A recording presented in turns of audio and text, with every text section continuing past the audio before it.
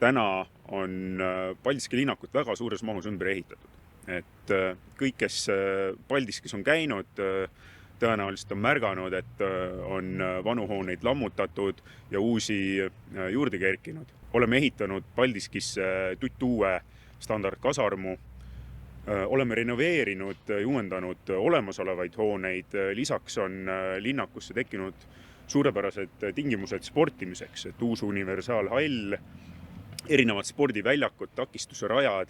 Järgmisena on valmimas kahte linnaku poolt ühendav jalakäijate tunnel, mis muudab linnakute vahel liiklemise tunduvalt efektiivsemaks ning ohutumaks. Standardkasarmu all me mõtleme seda kasarmu tüüpi, mille on Riigi Kaitseinvesteeringute Keskus koostöös Kaitseväega oma 10 aastat tagasi välja töötanud spetsiaalselt Eesti Kaitseväe jaoks. Me oleme üle Eesti erinevatesse linnakutesse ehitanud neid juba kokku 12 tükki. Iga standardkasarmu ta on oma põhiolemuselt standardne.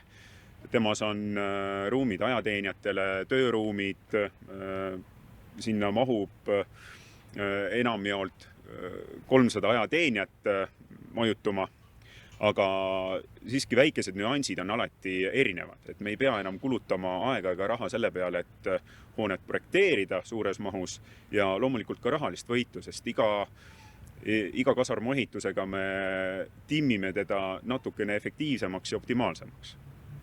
Kui me räägime ehitusmahtudest Paldiski linnakutes, siis kui kogu hoonete sisepind on circa 20 000 ruutmeetrit, siis renoveerinud ja ümber ehitanud oleme kuskil 7000 ruutmeetrit pinda ja lisaks lisandub sellele mahule kuskil 9000 ruutmeetrit täiesti uut pinda, kui kõik arendused on valmis. Ja kõikide nende ehituste maksumus on circa 18 miljonit eurot.